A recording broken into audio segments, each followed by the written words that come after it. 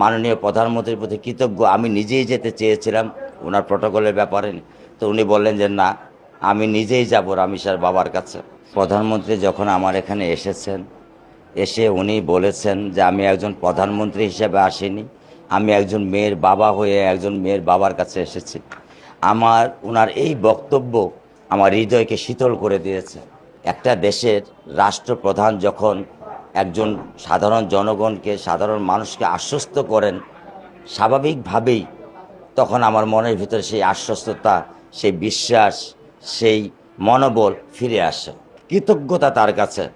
উনি আমার বড় মেয়ের দায়িত্ব নিয়েছেন, উনি আমার ছোট মেয়েকে ভালোবাসছেন, উনি আমার পরিবারকে ভালোবাসা দিয়েছেন। সর্বোপরি উনি আমাকে বলেছেন যে আমরা 7 দিনের ভিতরে চার্জশিট দিব এবং সবচেয়ে দ্রুত বিচারের ব্যবস্থা করব।